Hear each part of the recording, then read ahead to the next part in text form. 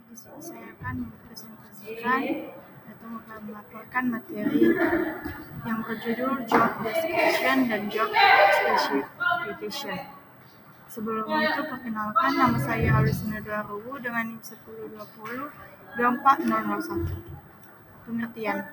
Salah satu kegiatan dalam manajemen sumber daya aparatur yang memiliki peranan yang sangat penting dalam membentuk profesionalisme aparatur dan kinerja organisasi adalah analisis jabatan, yang dimana analisis jabatan itu merupakan prosedur untuk menetapkan tugas dan tuntutan keterampilan dari satu jabatan atau pekerjaan, job description, dan orang macam apa yang akan melaksanakan pekerjaan tersebut atau job specification. Job description ini mengurai secara detail apa aja yang menjadi tanggung jawab dan juga bagian tugas yang menjadi garis pekerjaan atau job lain, termasuk semua itu terjelaskan pada surat keterangan atau SK yang diberikan kepada karyawan tersebut di mana ia ditempatkan. Pertama, wewenang.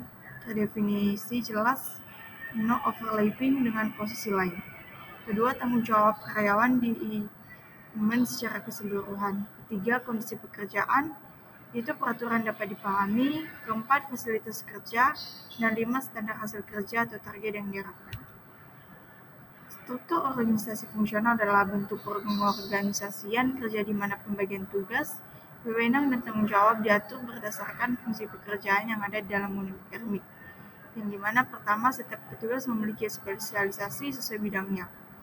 Kedua, kepala unit bertugas mengkoordinasikan seluruh fungsi agar alur pelayanan rekam medis berjalan efektif. Ketiga, dengan struktur ini, setiap fungsi dapat berjalan sesuai standar dan mengurangi tumpang tindih pekerjaan. Nah, selanjutnya jenis jabatan di UKRMIK. Pertama, kepala unit RMIK, yaitu mengatur, mengawasi, bertanggung jawab atas seluruh kegiatan. Petugas pendaftaran bertugas membuat nomor RM dan melayani registrasi pasien. Ketiga, petugas assembling bertugas menyusun dan melengkapi berkas RM. Keempat, petugas coding bertugas memberi kode penyakit atau tindakan, baik itu SID-10 dan SID-9.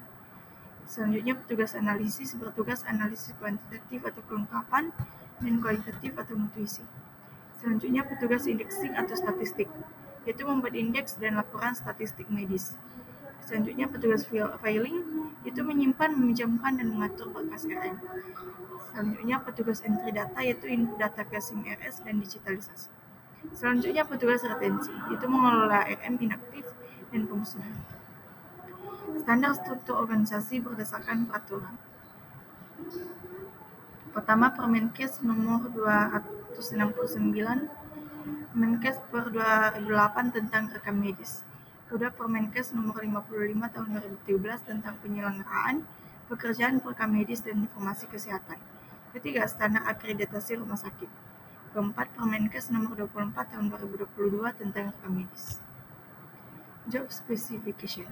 Spesifikasi pekerjaan merupakan uraian persyaratan kualitas minimum orang yang bisa diterima agar dapat menjalankan satu jabatan dengan baik dan kompeten. Spesifikasi pekerjaan dinamakan pula kualifikasi personal atau personal qualification. Pertama, general qualification.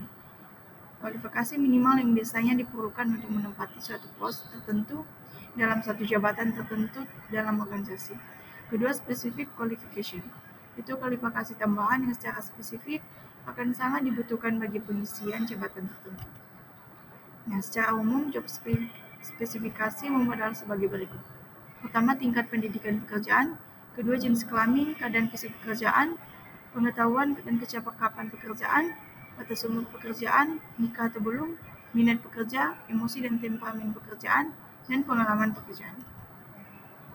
Persyaratan jabatan, yaitu kesesuaian pekerjaan dengan pengetahuan, kesesuaian pekerjaan dengan keahlian, kesesuaian pekerjaan dengan keterampilan, kesesuaian pekerjaan dengan minat, pengetahuan yang dimiliki dapat menunjang pekerjaan secara efektif, keahlian yang dimiliki dapat menunjang pekerjaan secara efektif, keterampilan yang dimiliki dapat menunjang pekerjaan secara efektif, dan minat yang dimiliki dapat menunjang pekerjaan secara efektif.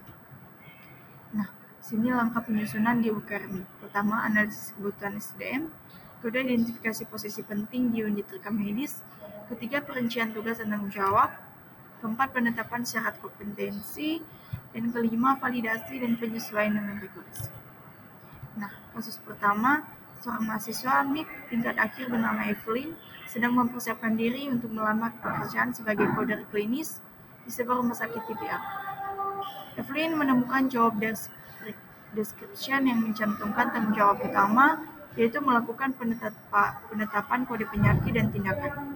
Berdasarkan ringkasan medis pasien secara akurat dan tepat waktu, untuk keperluan klaim BPJS dan statistik rumah sakit, namun job specification yang tercantum hanya menyebutkan pendidikan minimal D3 D4 MIK dan bersertifikat coder klinis. Pertanyaannya adalah bagaimana Evelyn dapat menganalisis job description ini untuk mengidentifikasi job specification tersembunyi yang lebih mendalam, dan bagaimana Evelyn harus mempersiapkan diri.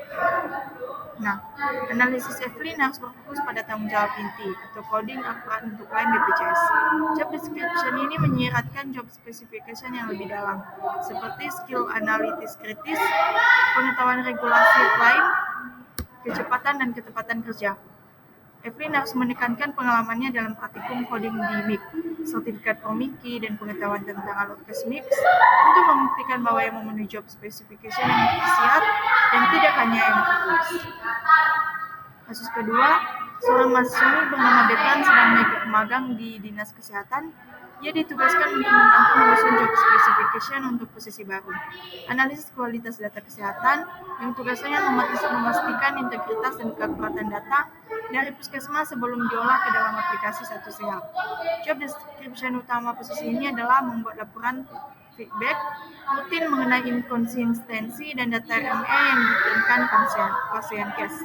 Betran bingung menentukan skill teknis dan soft skill spesifik apa yang harus dicantumkan dalam job specification agar sesuai dengan tuntutan job description tersebut. Nah, pembahasannya untuk peran data quality analysis dengan fokus pada inkonsistensi data, spesifikasi pekerjaan harus mencakup skill pemeriksaan basis data, keahlian audit data, soft skill komunikasi tertulis yang efektif. Nah, di sini Betran harus memastikan job specification menekankan skill teknis yang berasal dari mata kuliah manajemen basis data dan kualitas data kesehatan, serta kemampuan komunikasi untuk mengimplementasikan job description tersebut. Kasus ketiga, seorang mahasiswa MIK bernama Nirmala menemukan dua job description yang berbeda untuk peran spesialis informatika kesehatan. Peran A fokus pada pemeliharaan dan troubleshooting stick rumah sakit, sementara peran B fokus pada perancangan dashboard, visualisasi data indikator untuk pelayanan. Nirmala ingin memilih pekerjaan yang paling sesuai dengan keahliannya di bidang analisis dan visualisasi data. Pertanyaannya adalah bagaimana Nirmala menggunakan deskripsi pekerjaan dan spesifikasi pekerjaan untuk membedakan kebutuhan skill antara kedua peran tersebut dan membuat pilihan yang tepat. Pembahasannya, Nirmala harus membandingkan job description untuk mengidentifikasi fokus utama masing-masing peran. Peran A akan menentu job specification yang kuat di bidang dukungan teknis, jaringan, dan manajemen server. Sebaliknya, peran B menuntut job specification pada analisis statistik data kesehatan, visualisasi data, dan pemahaman klinis. Karena Nirmala unggul di analisis dan visualisasi, ia harus memilih peran B, memastikan job specification yang dimilikinya sangat relevan dengan job description tersebut. Baik, sekian pemaparan materi dari saya ucapkan terima kasih.